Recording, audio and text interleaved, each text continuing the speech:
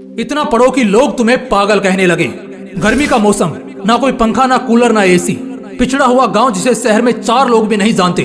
सड़क इतनी कच्ची कि 4 कदम चलना भी मुश्किल हो।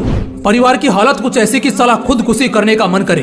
कमाने वाला एक पिता और उस छोटी सी कमाई पर पलने वाली 3 औलादें और माँ। रात ढल रही थी। पूरा गांव एकदम गर्मी से परेशान, इस करवट से उस करवट, बस करवटें बदलकर अपनी नींद पूरी कर रहा था। लाइट्स तो छोड़ो, एक मोमबत्ती का होना भी मुश्किल था। लेकिन तभी उसी गांव के एक झोंपड़े के मकान में एक छोटी सी लालटेन जल रही थी, जिससे कुछ 3 मीटर दूर एक जवान लड़का पसीने से भीगा हुआ अपनी किताबों को रटे जा रहा था।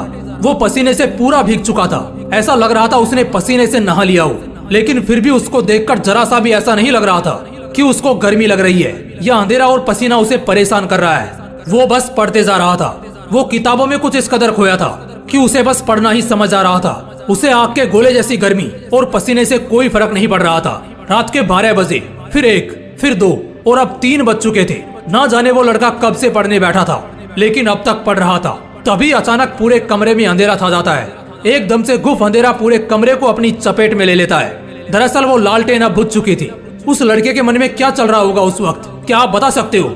उस वक्त उस लड़के के जुबान से जो बात निकली ना, कसम से मजा आ जाएगा। वो लड़का बोला, उफ यार, काश थोड़ा और पढ़ लेता। अब बताओ, क्या तुम में से कोई इतना पागल है पढ़ने को? उस लड़के को सब उस गांव में पागल कहते थे। गांव वालों से पता चला कि वो लड़का कब पढ़ने बैठता था, लेकिन कब तक पढ़ता रहेगा कोई नहीं बता सकता था।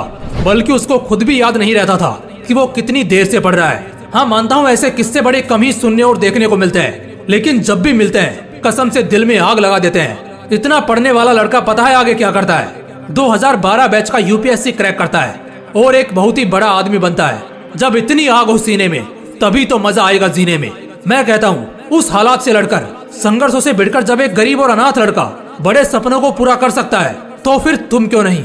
अगर दिल में आग लगी हो ना, तो एग्जाम फॉर्म के वो 500 रुपए तुम्हें नहीं रोकने वाले।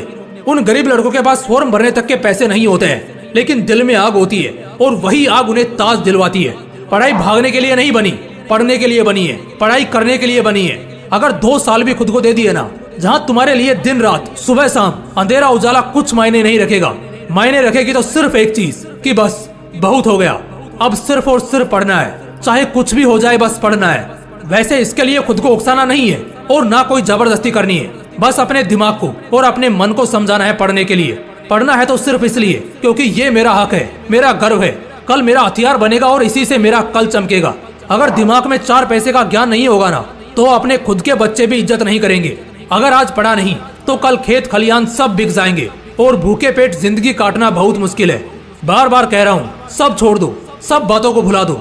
दिलो दिमाग में बस एक बात साफ रखो, अब मजा करना है पढ़ते वक्त। इतना पढ़ना है कि साला लोगों को लगने लगे कि कहीं पागल तो नहीं हो गया ये। तुम्हें ये तो मालूम ही है कि यही पागलपन वाली मेहनत ने लाखों घर बसाए हैं, लाखों जिंदगियां बनाई हैं, लाखों लोगों की किस्मत चमकाई है। अगर उस बुलंदी पर पहुंचना ही सिर्फ एकमात्र मकसद होगा ना, तो कसम से वो तुम्हें झक मार कर मिलेगा। लेकिन उन सबसे पहले, उस उजाले के कल से पहले आज तुम्हें पढ़ना होगा। इतना पढ़ना होगा, इतना पढ़ना होगा कि किताबें तुमसे थक जाएं, लेकिन तुम्हारा हौसला ना थके। मजा आने लगेगा यार। बस 2 से 5 दिन भी दिमाग लगाकर कुछ पढ़ लिया ना, तो फिर दुखी आत्मा या भटकती आत्मा नहीं रहोगे, बल्कि बवाल आदमी बनकर निकलोगे। अगर दिल में आग लगी हो तो वीडियो को लाइक और शेयर करना, और अगर चैनल को अभी तक सब्सक्राइब नहीं किया है तो सब्सक्राइब करके बेल आइकन भी जरूर प्रेस कर लेना। मिलते हैं इसी तरह की एक और बवाल वीडियो में। तब तक मस्त रहो और आग लगाते रहो। जय हिंद, जय श्री कृष्णा।